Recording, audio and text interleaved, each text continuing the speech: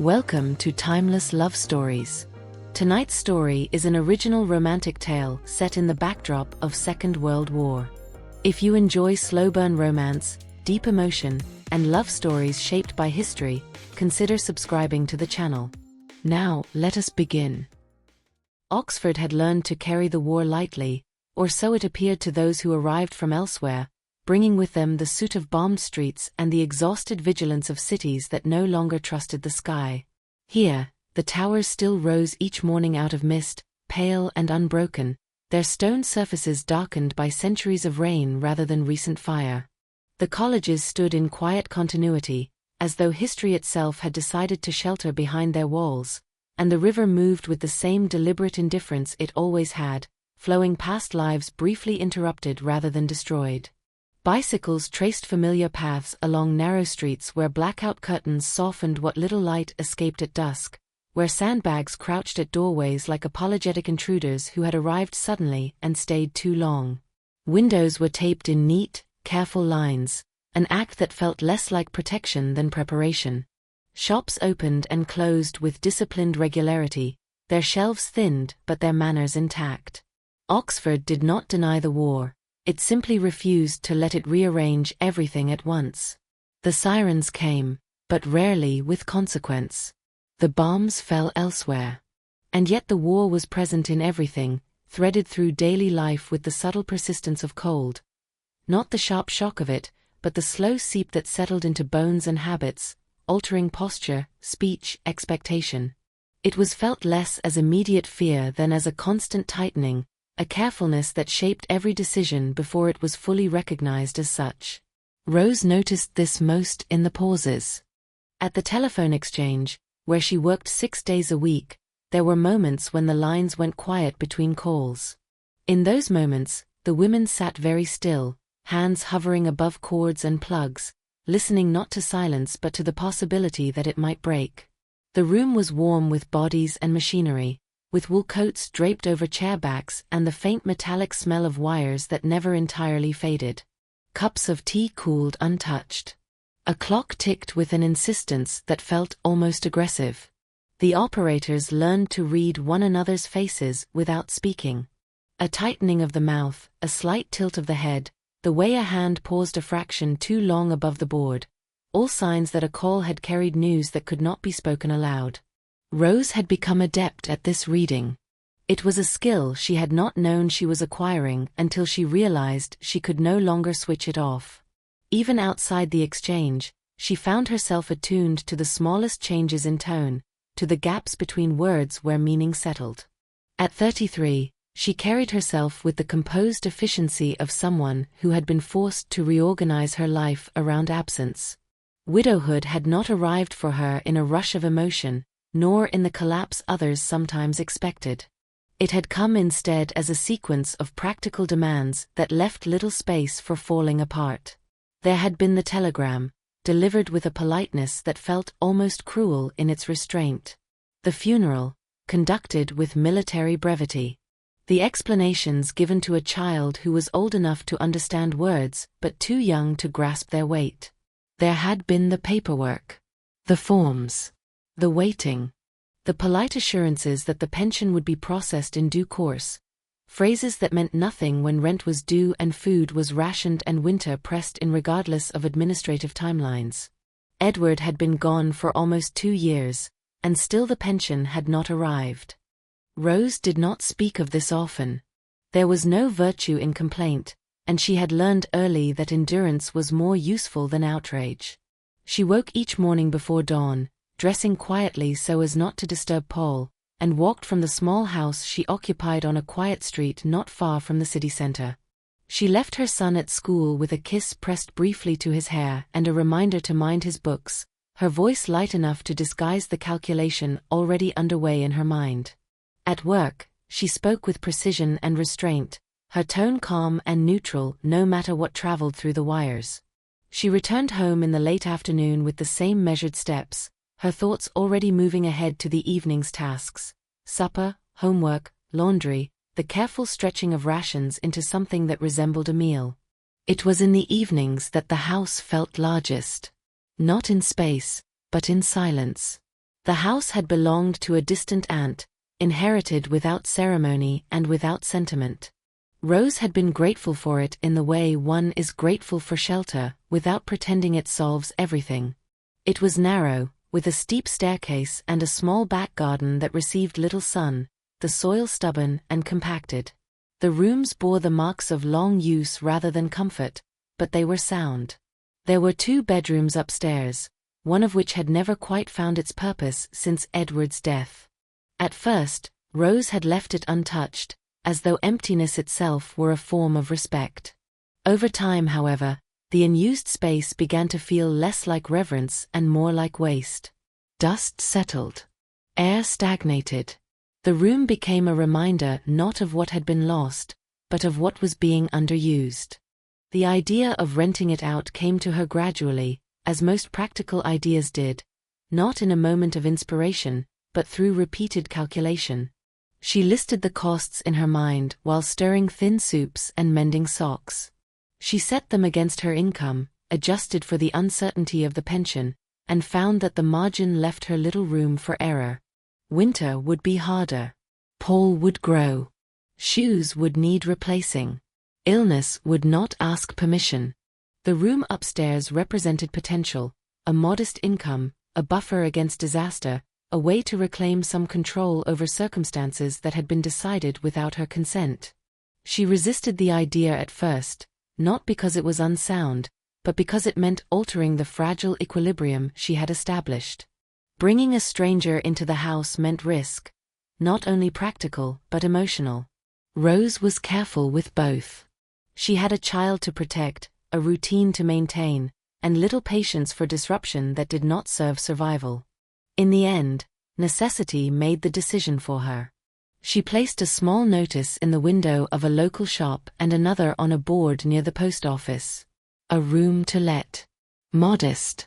Quiet house. References required. The wording was precise, deliberately discouraging. She did not want sympathy. She wanted reliability. The responses came quickly. Some were unsuitable immediately, men who spoke too freely, whose questions edged toward familiarity, whose eyes lingered on Rose herself rather than the house. She dismissed them without hesitation, her unease sharp and immediate. She had learned to trust it, even when she could not yet articulate its cause. Others were more acceptable, but lacked something she could not quite define, steadiness, perhaps, or the absence of expectation. It was only when Jan arrived that she felt the faint, surprising sense of recognition that told her she had found what she was looking for, even if she did not yet understand what that was. He came on a Tuesday afternoon, the sky low and gray, the air damp with the promise of rain. Rose opened the door to a man standing very straight despite the weariness etched into his posture. He was taller than she had expected, with dark hair already threaded with gray and eyes that took in details quickly without lingering. He held a small suitcase in one hand, its leather scuffed and carefully mended, and removed his hat as soon as the door opened, the gesture automatic, almost reflexive. "My name is Jan," he said, his accent unmistakable but his English careful, deliberate. "I came about the room." Rose stepped aside to let him in, noting the way he waited for the invitation rather than assuming it. Inside, he stood where she indicated, hands relaxed at his sides, gaze respectful, not roaming.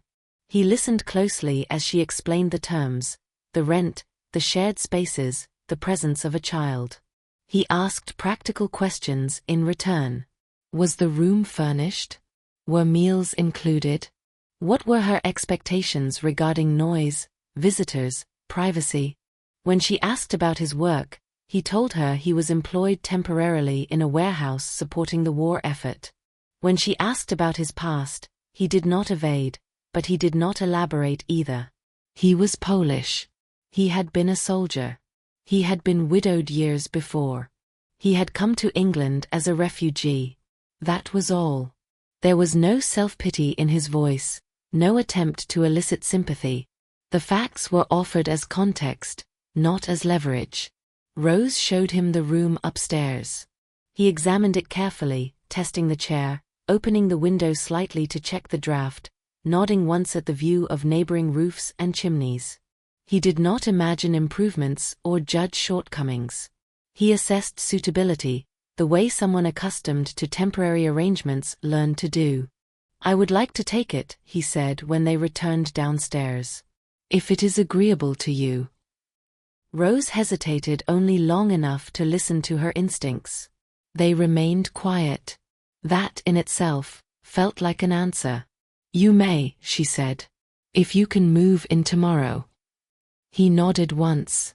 "Tomorrow is good." Paul watched the exchange from the doorway to the kitchen, his presence unobtrusive but alert. Jan noticed him and inclined his head slightly, as if acknowledging a third adult in the room rather than a child. The gesture did not go unnoticed. Jan moved in the following day, and with him came a subtle rearrangement of the house that had nothing to do with furniture and everything to do with presence. His belongings were few enough to fit into the small suitcase he carried, and he brought them upstairs himself without being asked, climbing the narrow staircase with a quiet efficiency that suggested long familiarity with temporary lodgings. Rose heard the drawers open and close, the soft thud of books being set down, the window lifted and lowered again, as if he were testing not only the room but the degree to which it might tolerate him. When he came back downstairs, he stood for a moment in the hallway, uncertain, and Rose realized that the house, which had been entirely hers for so long, was learning its own adjustments. She gestured toward the kitchen, offered tea, and watched as Jan accepted with a brief nod that carried neither entitlement nor awkward gratitude. He sat where she indicated, his posture attentive rather than guarded, and waited while she filled the kettle and set it to boil. Paul returned from school not long after, his satchel banging against the wall as he dropped it in the usual place. He stopped short when he saw Jan at the table, his expression flickering with curiosity rather than alarm. Rose introduced them simply, and Jan greeted Paul with the same slight inclination of the head he had offered the day before, his eyes level, his tone respectful. "Hello," Paul said, after a moment's assessment. "Hello," Jan replied. That was all, and yet something in the exchange settled Paul immediately. He took his place at the table and began recounting his day with the easy assumption that Jan was now part of the audience, his words tumbling out in the uneven rhythm of a child who had been holding them in. Jan listened without interruption, occasionally asking a brief, clarifying question, and Rose watched this with a mixture of relief and surprise. She had prepared herself for resistance, for suspicion, for the work of managing a child's unease. Instead, Paul seemed to accept Jan's presence as one more fact of life, neither exaggerated nor ignored. The first weeks passed with the kind of quiet cooperation Rose valued most.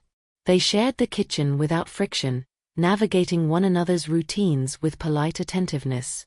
Jan rose early, often before Rose, leaving the house with minimal sound, his boots already in hand so as not to wake them. On mornings when Rose descended the stairs to begin her day, she sometimes found the kettle filled and set aside, ready for lighting, a small courtesy that felt less like intrusion than acknowledgement. Jan returned in the early evening, his hours irregular but predictable enough that Paul began to listen for the sound of his steps. He arrived smelling of cold air and damp wool, sometimes of dust and wood, and he greeted Rose and Paul with the same steady courtesy each time. He ate what Rose prepared without comment, thanked her, and washed his own dishes unless she stopped him. He paid his rent promptly, without reminder, the coins laid out carefully on the sideboard as if he wished to make their presence unobtrusive. Paul grew used to him quickly, less wary than Rose had expected. Children, Rose knew, had a way of recognizing sincerity without analysis, and Jan treated Paul with a calm respect that neither condescended nor intruded. When Paul asked questions, Jan answered them seriously. When he did not know an answer, he said so without embarrassment. Sometimes, after supper, Paul would sit at the table with his schoolbooks while Jan read nearby, and Rose would watch the two of them from the stove, struck by the ease of their shared silence. It was Paul who first invited Jan into their routines more fully. "Mr. Jan," he said one evening, frowning over a map spread across the table, his finger tracing lines that meant little to him yet, "is this Poland?" Jan leaned over, pointing carefully, his finger hovering just above the paper rather than touching it. "Yes," he said. "And here is Warsaw." Paul's eyes widened. "That's where you're from." Jan nodded. "What's it like?" Jan paused, not long, but long enough for Rose to notice. "It is different now," he said finally. "But it was a beautiful city." Paul absorbed this, his gaze lingering on the name as if trying to imagine a place that existed both in the present and in memory. From then on, he asked Jan for help with his lessons whenever opportunity arose, and Jan obliged without hesitation, guiding him through dates and places with an understated patience that spoke of long practice. He corrected gently, never making Paul feel small for not knowing, and encouraged curiosity without overwhelming it. Rose told herself that this was natural. That any adult in close proximity would assume some role in a child's life. That it meant nothing beyond practicality. And yet she noticed the shift in the house. Jan fixed things without being asked. A loose board on the stairs that Rose had learned to step over was secured one afternoon, the repair so neat it seemed as though it had always been that way. A latch that did not close properly was adjusted. A window that rattled in the wind was wedged firmly. He did these things quietly, without announcement, as though maintenance were simply a way of existing in a space rather than a favor to be acknowledged. Rose thanked him, he nodded, the matter ended there. It was not until one evening, several weeks later, that she realized how much she had begun to rely on his presence. The electricity failed unexpectedly, plunging the house into early darkness. Rose lit a candle in the kitchen, setting it on the table, and continued preparing supper by its flickering light. Paul sat nearby, absorbed in a book, his face illuminated in warm gold. Jan arrived shortly after, stamping the cold from his boots, his expression relaxing when he saw the light. "Power's out," Rose said. "It happens." "Yes," Jan replied. "Often now." They ate together, the small circle of candlelight enclosing them in a way that felt intimate despite the ordinary nature of the moment. Conversation drifted, unhurried, from the day's events to fragments of memory. Rose spoke of Edward for the first time without the careful detachment she usually maintained, mentioning the way he used to hum when he read, the habit he had of misplacing his keys, the small domestic details that had survived when larger memories felt too heavy to touch. Jan listened without interrupting, his attention steady, his hands folded loosely on the table. When she stopped, uncertain why she had said so much, he said only, "He sounds like a good man." Rose nodded, surprised by the sting behind her eyes. "He was." Jan spoke then of his wife, of a marriage ended not by choice but by the slow attrition of war. He did not dwell on the details. He did not describe her death. He spoke instead of the way she used to leave the window open at night, insisting on fresh air even in winter, of how she believed stale air made people restless. The detail, small and domestic, carried more weight than any grand declaration of loss. When the candle burned low and the house grew cold, they sat in silence, the presence between them altered in a way Rose could not immediately name. It was not comfort, exactly, nor was it desire. It was recognition, the awareness of another person's grief resonating with one's own, not as a mirror but as a parallel. It was later that night, long after Paul had gone to bed, that Rose and Jan crossed a line neither had intended to approach so soon. The house had settled into its familiar quiet, the kind that followed a full day rather than an empty one. The fire had burned low, leaving behind a dull warmth that lingered in the room, and the light was reduced to a single lamp, its glow soft enough to blur edges. They spoke at first as they always did, about nothing in particular, about small observations that required no resolution. Yet the conversation stretched, thinning gradually, pauses growing longer between sentences. Silence did not interrupt them, it joined them. They sat closer than before, close enough to feel one another's presence without acknowledging it, close enough that the smallest movement altered the space between them. Jan turned slightly toward her, not abruptly, as if testing the shift. Rose felt it immediately, the change in balance, the quiet question embedded in the gesture. Neither of them moved away. When his hand lifted, it did so slowly, hesitating for a fraction of a second, hovering near her arm as though awaiting permission that might yet be withdrawn.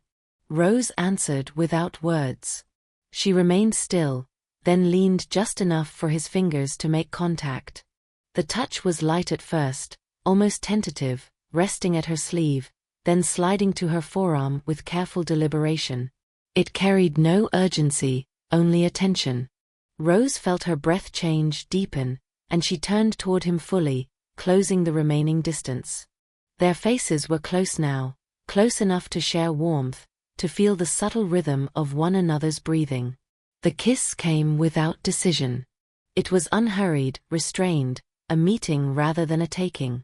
Jan's hand steadied at her back, firm but gentle, as though anchoring them both. Rose responded instinctively, her hand rising to his shoulder, fingers curling into the fabric of his coat, grounding herself in the reality of him. They kissed again, slower still, the moment expanding rather than escalating, shaped by listening rather than intent.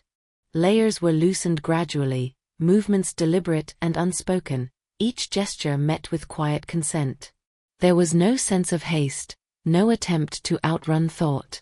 Instead, there was a shared attentiveness, an awareness of what it meant to be choosing this closeness after so much absence.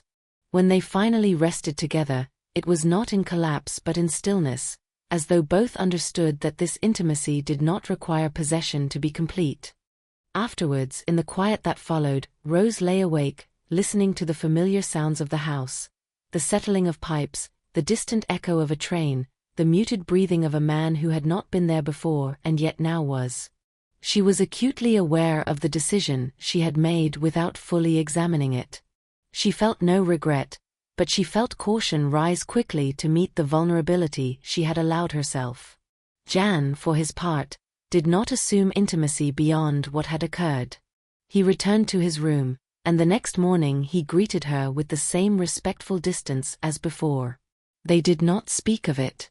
The days that followed were marked by a deliberate restraint, as though both understood that what they had begun could only endure if it was allowed to unfold slowly, deliberately, with space for thought as well as feeling. They continued to share the house, to eat together, to speak of small things. And beneath it all, something new took root, quiet and persistent, waiting for time to give it shape. The restraint held, but it did not freeze what had been set in motion. It shaped it.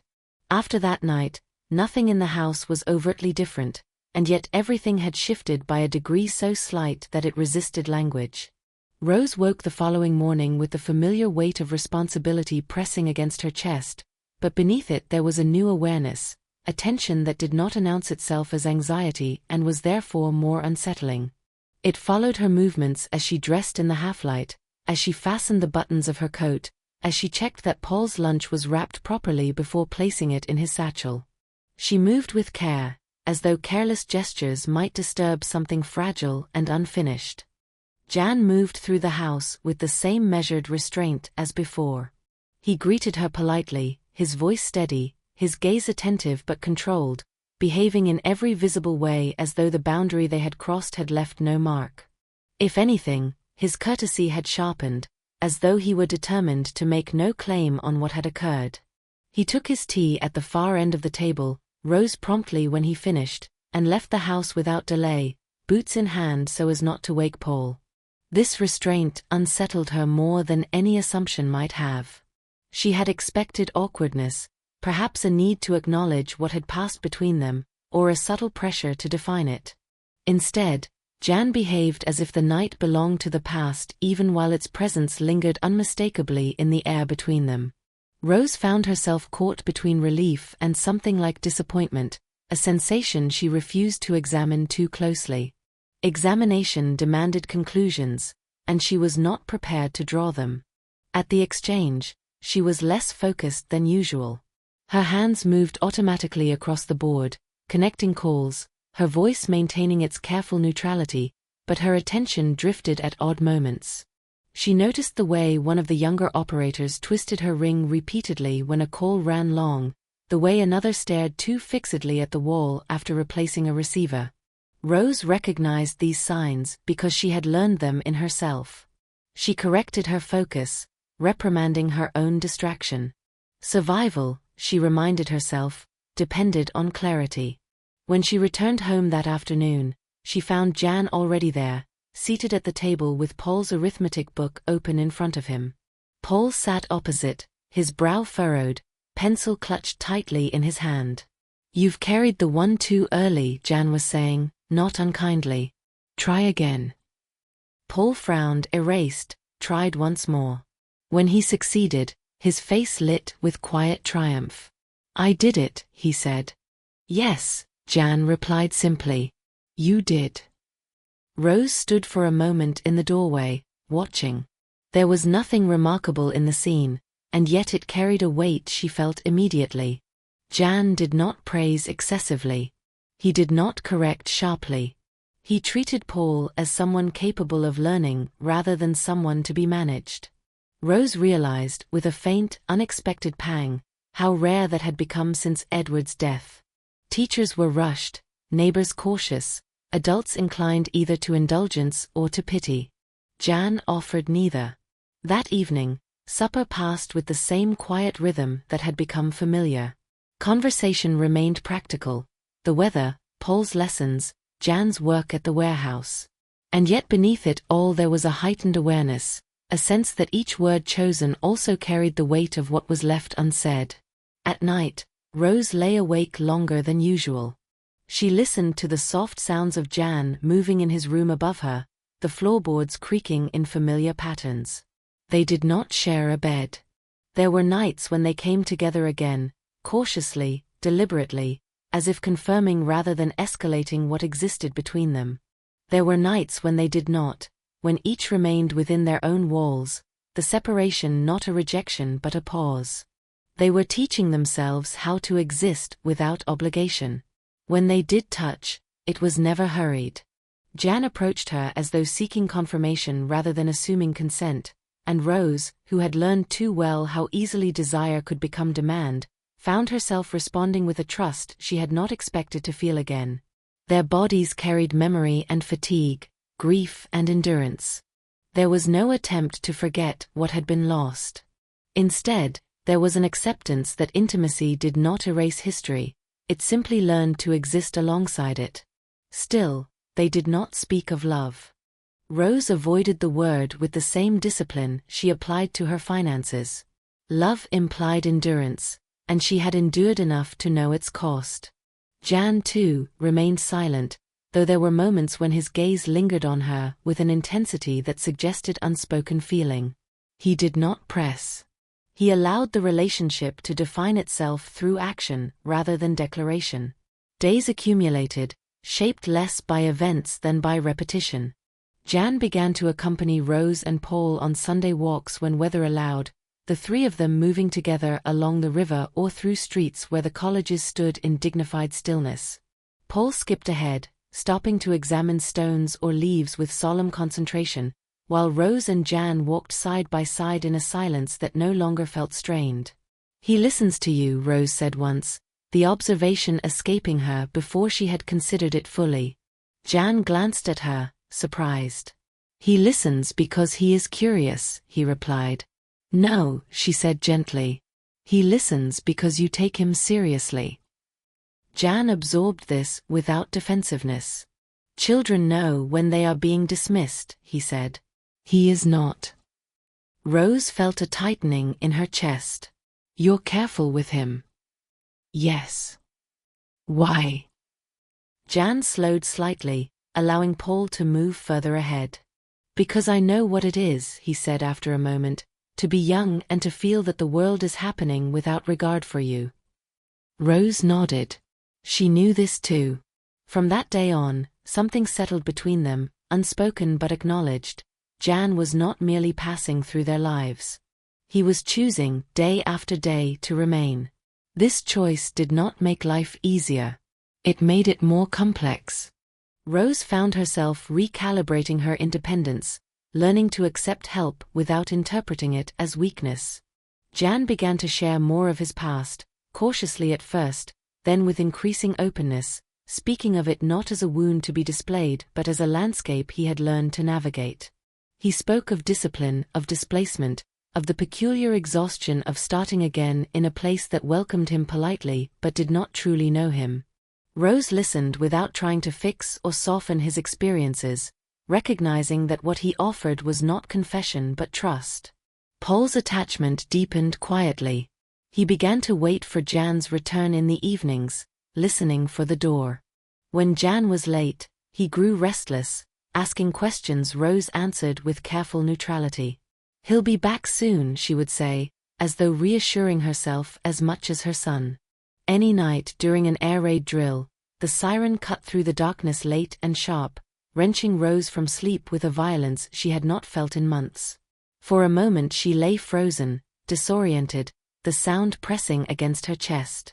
Then she was moving, pulling on her coat with unsteady hands, crossing the landing almost at a run.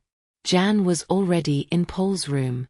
He had lifted the boy from the bed and was guiding him toward the stairs, one hand firm at his shoulder, the other steadying him as Paul stumbled half awake, frightened and confused. Jan spoke softly as they moved, not explanations, just calm, grounding words meant to keep the panic from taking hold. "That's it. Slowly. You're doing well." In the cellar, among coal dust and jars, the air felt heavy and close. Paul crouched against the wall, his knees drawn up, his breathing fast and uneven. Rose knelt beside him at once, wrapping her arms around him, trying to slow her own breath so he might follow it, but her voice betrayed her, thin and unsteady despite her effort. Jan lowered himself on Paul's other side, bringing himself level with him. He did not crowd him. He waited until Paul's eyes flicked toward him, wide and searching. "Paul," Jan said quietly, "look at my hand." Paul hesitated, then looked. Jan placed his palm flat on the ground between them. "Put your hand here. Just like this." Paul obeyed without thinking, his small hand pressing against Jan's. "Good," Jan said. "Feel that? The floor is solid. The house is holding." A distant sound rolled overhead, dull and muffled. Paul flinched, his fingers tightening. "It's loud," he whispered. "Yes," Jan replied at once. "It is loud. But we are safe here." Paul's breathing stuttered. "What if it doesn't stop?" Jan leaned in slightly, keeping his voice low and even, as if the sound itself should not be invited closer. "It always passes," he said. "We stay where we are. We breathe slowly. And we wait together." He began to breathe deliberately, slow and deep, making no attempt to hide it. After a moment, Paul's breaths began, unevenly at first, to match the rhythm. Rose felt her own chest loosen slightly. Paul swallowed. "Will you stay?" Jan answered without hesitation. "Yes. I am right here." Another sound passed overhead, further away this time. Paul shifted, pressing closer, his fear no longer spilling outward but contained, held. "When it's finished," Jan said quietly, "we'll go back upstairs. Your mother will make tea. You'll sit at the table. Just like always." Paul nodded, his forehead resting briefly against Jan's arm. When the all-clear finally sounded, the tension left Paul's body all at once. He sagged for a moment, then straightened, embarrassed, wiping his face with his sleeve. Rose realized then that her hands had stopped shaking. As they climbed back upstairs, Rose watched Jan guide Paul with the same steady presence, and she understood, with a clarity that unsettled her, that what had formed between them was no longer provisional. From then on, days went by, unmarked by dramatic events but shaped by accumulation. Laughter appeared occasionally, surprising them all. The house grew warmer in ways that had nothing to do with coal or blankets. Paul began to ask tentative questions about the future, as though testing whether imagining it was now permitted. And all the while, beneath the steadiness they were building, there remained a fragile awareness that this peace existed because the wider world had not yet fully intruded. Rose sensed it without naming it, the way one senses a change in weather before it arrives. Jan sensed it too, though he did not speak of it. They were, all three of them, living in a pause. And pauses, Rose knew, could not last forever. The weeks lengthened without announcing themselves, as though time itself had learned to move more quietly inside that house. Winter settled in with a patience that felt deliberate, pressing cold into the walls and floors, into the narrow garden where nothing now grew, into the routines Rose had built so carefully. Coal was rationed more strictly. Rose learned to coax heat from small fires, to close doors with intention, to measure warmth the way she measured food, not by abundance, but by sufficiency. Jan adjusted without comment. He rose earlier, lighting the fire before Rose came downstairs, so that the kitchen would not greet her with the shock of cold stone. He did it quietly, methodically, as though tending to the house were an extension of tending to himself. Rose noticed, of course. She noticed everything. But she said nothing, unwilling to turn an act freely given into a debt that would need repaying. At the exchange, Rose no longer depended on rumors carried from mouth to mouth. The war reached her already framed, already controlled, through official bulletins delivered at fixed hours, the same sentences repeated with slight variations, the same careful tone that allowed no room for panic. She learned to listen with discipline, to take in what was said without letting it settle too deeply. Experience had taught her that news, once allowed too much space, demanded reaction. And reaction required energy she could not afford to spend freely. At home, the wireless became part of the evening routine, as ordinary and unavoidable as the washing up.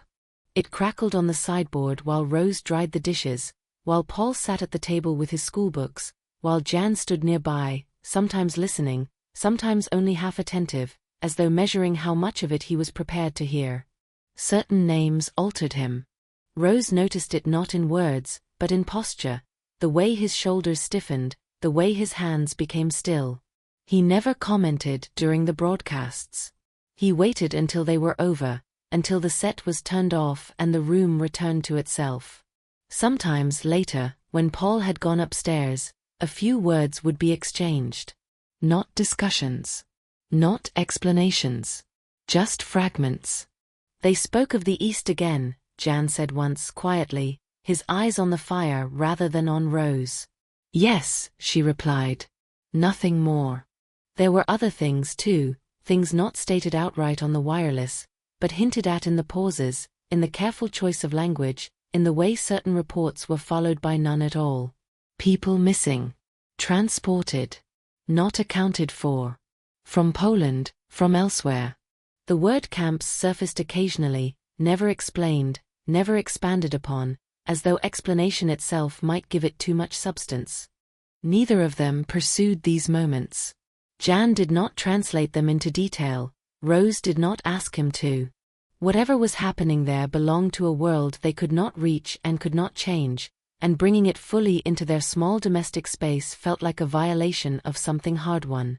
Paul, meanwhile, became increasingly aware of the war not as an abstraction, but as texture, in the tightening of rules, in the narrowing of choices, in the small disappointments that began to mark his days.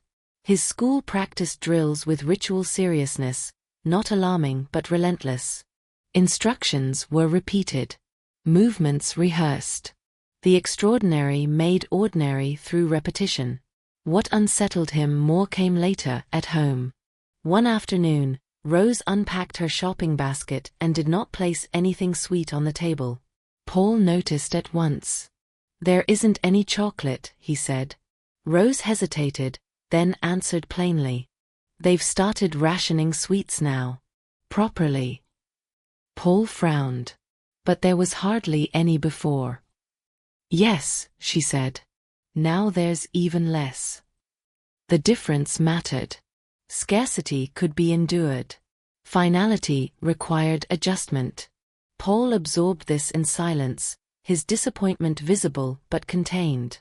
Jan had been listening from the doorway. He crossed the room without haste and reached for a small tin on the shelf.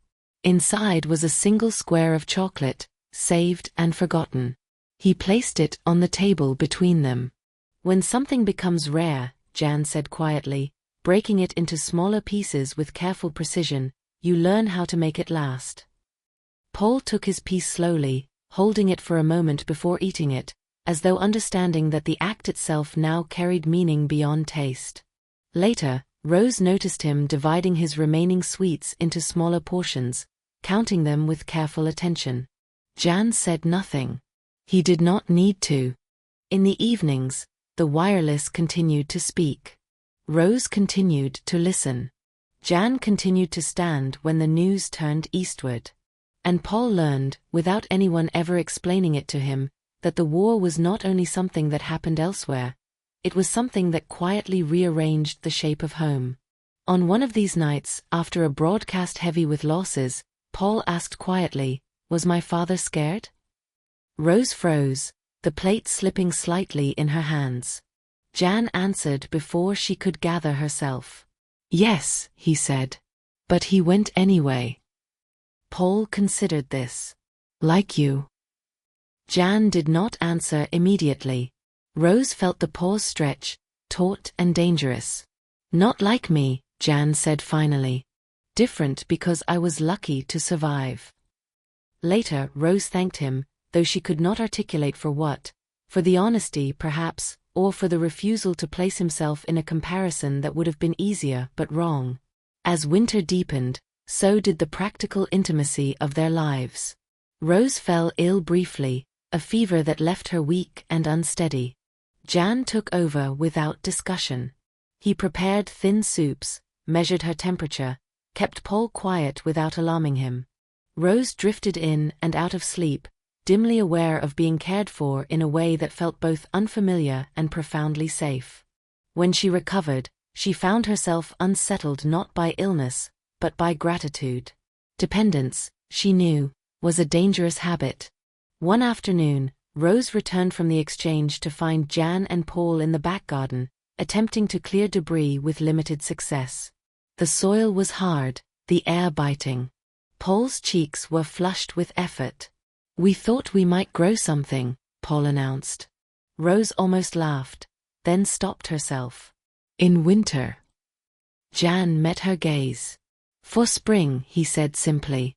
The idea lodged itself somewhere deep in Rose's chest. Not the garden itself, but the assumption embedded in the plan, that spring would come, and they would still be there to meet it.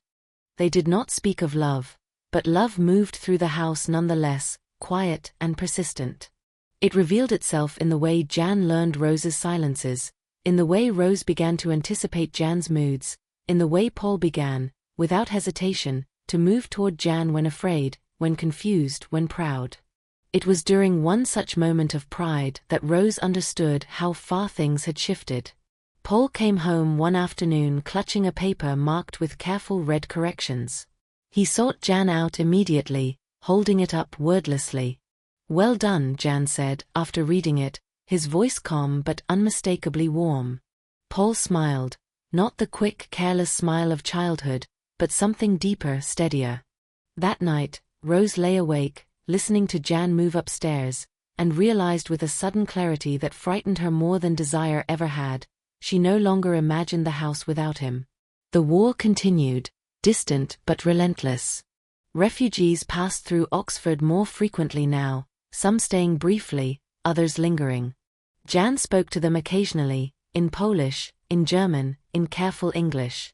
Rose watched these exchanges with quiet awareness. She saw how Jan listened, how he asked nothing for himself, how his posture changed when confronted with reminders of what he had fled. It was inevitable that the past would not remain content at the edges. The visit came on an afternoon that seemed no different from the others, which was perhaps what made it so unsettling when Rose later tried to recall the moment precisely. The sky was low and colorless, the sort of English gray that pressed gently rather than threatening, and the house was quiet in a way that felt earned rather than empty. Paul was at school. Jan had not yet returned from work. Rose sat at the kitchen table with a small pile of papers spread before her, the familiar choreography of delay and deferral laid out in ink and stamps. She read the same phrases again. Under consideration, further verification required, as though repetition might alter their meaning. The knock sounded ordinary, firm, but not urgent. Rose rose automatically, smoothing her skirt as she crossed the narrow hallway. She opened the door expecting a neighbor, perhaps a delivery boy, some small interruption that would settle easily back into the day. Instead, she found herself facing a man she did not recognize, his coat damp with mist, his expression alert in a way that made her straighten instinctively. He was not English. That much was clear at once, though she could not have said why. Perhaps it was the way he held himself, or the particular stillness in his gaze. He spoke Jan's name quietly in Polish. The sound of the language at her door struck Rose with unexpected force. She understood enough of it by now to recognize it, if not to follow it fully, and the recognition felt like a fissure opening in the careful structure she had built around their lives. For a brief moment, she considered pretending she had misunderstood, closing the door politely and sending the man away. Courtesy, however, had always been her first defense, and refusal could draw attention she did not want. She stepped aside and let him in. The man removed his hat and stood in the front room without sitting, his back straight, his gaze fixed on the door as though he expected Jan to appear at any moment. Rose offered tea out of habit. He declined with a brief shake of the head, his mouth tightening slightly, as though even accepting warmth might be indulgent. They waited. When Jan finally arrived, carrying the smell of cold air and dust with him, the change in him was immediate and unmistakable. He stopped short when he saw the visitor, his body registering recognition before his face caught up. For a moment, the two men regarded one another in silence, something charged passing between them without a word spoken. Rose saw Jan's posture shift, his shoulders tightening, an old vigilance stepping forward that she had not known until that moment he possessed. They spoke in Polish, their voices low, urgent, controlled. Rose caught fragments, names, places, a tone she recognized now from the moments when Jan's attention turned sharply inward, as if some internal map had been activated. She understood enough to know that whatever was being discussed belonged not to the life they had built, but to the one Jan had carried with him like an unhealed fracture. Paul arrived home halfway through the conversation. He stopped in the hallway, his satchel still slung over his shoulder, and took in the scene with a child's unerring sensitivity to tension. He did not speak. He simply stood very still, watching the stranger, watching January. Jan glanced at him once, and Rose saw, in that brief look, a flicker of something dangerously unguarded. Tenderness, fear, and a protective instinct that made the moment almost unbearable to witness. Without being asked, Paul turned and climbed the stairs quietly, closing his bedroom door behind him with careful restraint. When the visitor finally left, Jan closed the door with deliberate care and stood for a long moment with his hand still on the latch, as though grounding himself in the solidity of the house, reminding himself that it existed, that he was here. Rose waited. She had learned that silence was sometimes the most respectful form of attention. That evening, after Paul had gone to bed, Jan told her everything.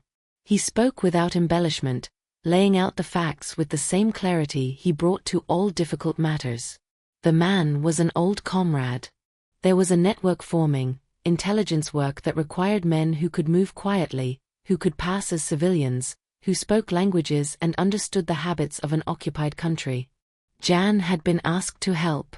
It would be dangerous. It would require travel, secrecy, the constant risk of exposure. It might, at any moment, end in disappearance. Rose listened without interrupting, her hands folded tightly in her lap. She thought of Edward, of the way duty had been framed as inevitability, as something that overrode personal choice. She thought of Paul asleep upstairs, of the fragile certainty they had built around his days, of the word hours her son had begun to use without knowing how easily it could be taken away. "And what do you want to do?" she asked when Jan fell silent. The question was not rhetorical. She did not frame it as expectation or challenge. She asked it because, for the first time in a long while, she trusted that the answer would matter more than the obligation. Jan exhaled slowly. "I have lived for my country," he said. I have lost my wife. I have lost my home. I have lost the future I thought I would have. I do not say this to refuse sacrifice. I say it because I know its cost. Rose felt tears press behind her eyes but did not let them fall. She had learned to ration tears the way she rationed everything else. And now? She asked. Now, Jan said, his voice steady, I have something else. Something that did not come from duty or command. Something I chose. He looked at her fully then, without reserve. If I leave, I may be doing what is asked of me. But I will also be abandoning what I have built here. What we have built.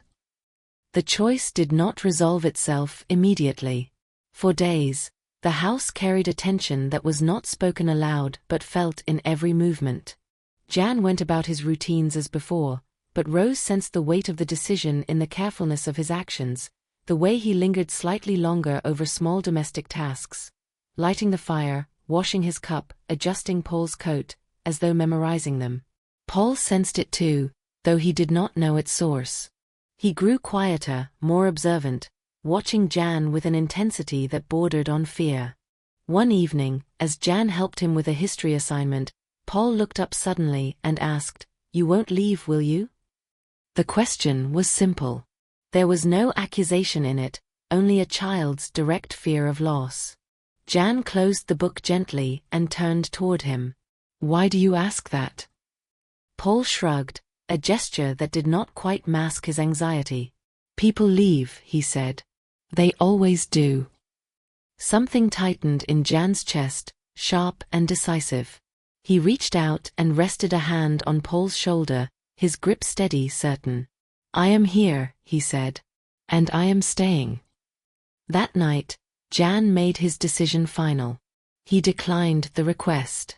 He sent word back through the same quiet channels by which it had arrived, offering no justification beyond the truth that he could no longer be of service in the way required. He expected reproach, perhaps condemnation. What he received instead was silence. The war moved on without him. It was only after this that he asked Rose to marry him. There was no urgency in the proposal, no attempt to bind her quickly now that he had chosen to stay. He spoke of marriage not as refuge, but as intention, a way of naming what already existed between them. "I do not want to live beside you as a temporary thing," he said. "I want to stand with you openly, for as long as you will have me." Rose said yes without hesitation. They married quietly, without spectacle. Paul stood between them, holding their hands with solemn pride. There was no illusion that marriage would insulate them from hardship, from grief, from the uncertainties of the world. But it gave shape to what they had already chosen, to face those uncertainties together. Years passed. The war ended. Life did not suddenly become easier, but it became different. Paul grew, carrying with him the steady influence of a man who had taught him that strength was not only found in action, but in restraint, in care, in the courage to remain. Jan worked steadily, his past receding without ever disappearing entirely. Rose received the pension at last, long after it had ceased to define her survival. They built a life that was modest and deeply rooted, shaped by routines and mutual regard rather than grand ambition. There were moments of fear, of doubt, of remembering what had been lost. But there was also laughter, shared work, and the quiet satisfaction of a home that endured. Warsaw, 1966. Paul stood at the lectern, the room filled with the attentive stillness of students and colleagues. He spoke in Polish, his accent precise, learned not in childhood but through years of deliberate study, through stories told at a kitchen table in England by a man who had never insisted on being called father and yet had been one in every way that mattered. He spoke of history not as a sequence of battles, but as a record of choices. Of men and women who decided, often in obscurity, what they would defend and what they would refuse. He spoke of a man who had been trained for war and had chosen peace when peace was the harder path. "My father," Paul said, and the word carried no hesitation, was a soldier. But he taught me that the greatest act of loyalty is sometimes not to a nation, but to the people whose lives are shaped by our decisions. There was silence when he finished, not the empty kind, but the full one that follows truth spoken carefully. Far away, in a quiet English city, Rose and Jan lived their later years without knowing the full weight of that moment, without needing to. They had made their choice long ago, not for recognition, not for history, but for one another. And that, in the end, was enough. Thank you for listening to this story. If it stayed with you, you are warmly invited to like the video, subscribe, and share your thoughts in the comments. New timeless love stories await you. Until next time.